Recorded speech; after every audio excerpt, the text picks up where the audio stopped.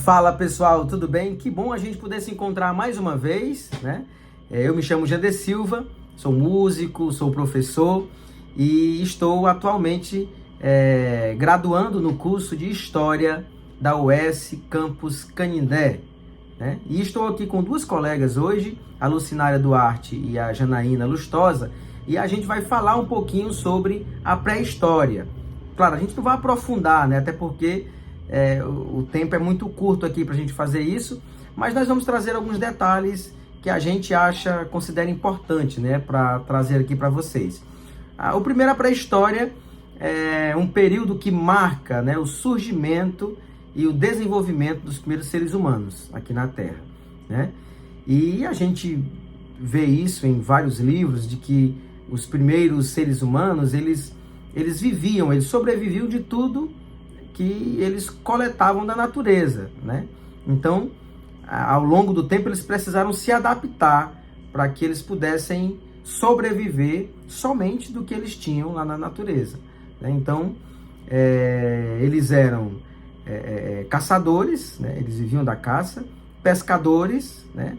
E coletavam também, até que, ao passar do tempo, esta relação entre o homem e a natureza, ela mudou demais, né? Porque aos poucos o homem foi percebendo que ele poderia cada vez mais explorar e dominar a natureza, né?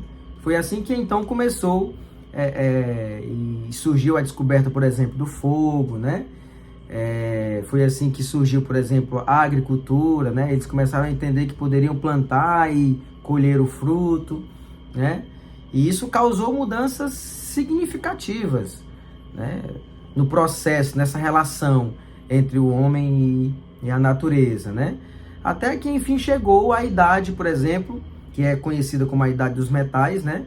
Que o homem começou complexamente, é claro, né? Porque existia uma complexidade existia um certo nível de complexidade nessa relação, né, do homem primitivo, a usar alguns metais, como o ferro, por exemplo, para confeccionar, sei lá, armas que eles iriam utilizar na caça, né?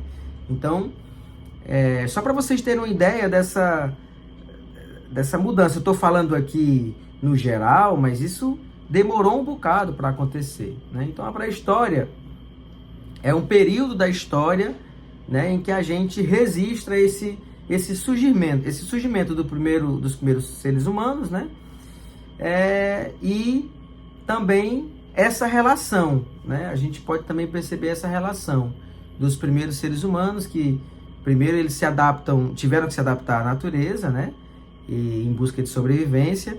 Foi então que eles se transformaram em caçadores, em coletores, em agricultores, né? Até que eles chegaram a dominar, por exemplo, os metais, né, como ferro e etc. Então, é muito bacana a gente poder estudar sobre isso, né? Esse período extenso, né? Como eu disse, eu estou falando aqui no geral, né? Mas esse período é um período muito extenso. Ele é dividido, pelo que a gente pesquisou, em 4 partes, né?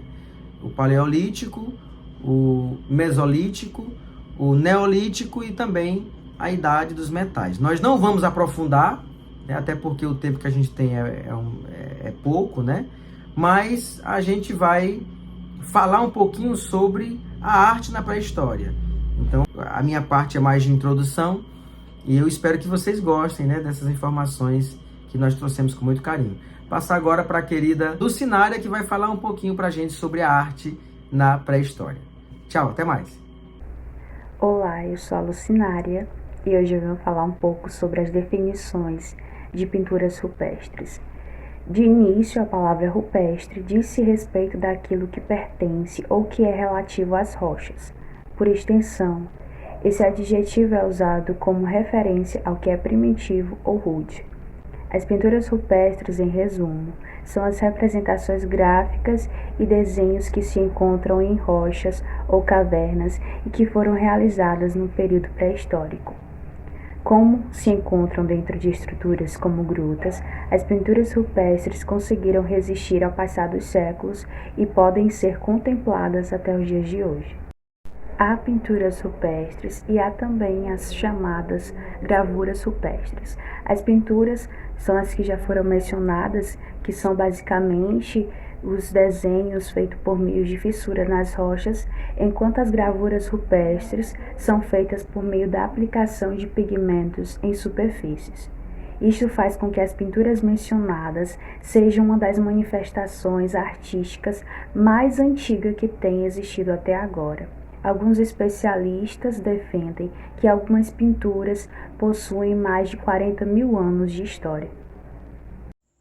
Olá, turma! Estou aqui para contribuir com a fala dos meus colegas Jander e Lucinária.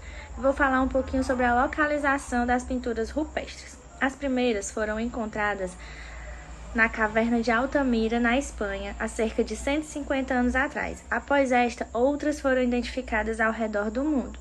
Mas as mais estudadas e preservadas até hoje são as que estão localizadas na Espanha, no norte da Espanha, na França, em Portugal, na Itália, na Austrália, na Sibéria.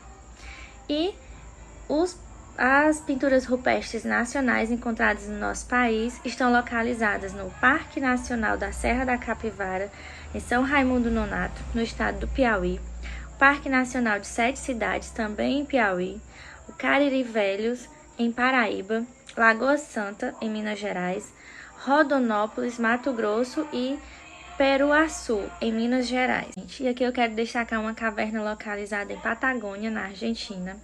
Essa caverna possui em suas paredes desenhos de centenas de mãos. Ela é chamada de Caverna das Mãos, com pinturas que foram feitas há 9.000 anos atrás. Ela foi classificada como Monumento Histórico Nacional Argentino. E aqui no Brasil, eu quero destacar o Parque Nacional da Capivara, da Serra da Capivara, localizado no estado do Piauí, que possui inúmeros registros pré-históricos em suas paredes, desenhos de animais, desenhos de pessoas dançando, trabalhando, isso que deduzimos que são essas atividades. Mas é uma riqueza na Serra da Capivara de informações através dessas pinturas rupestres.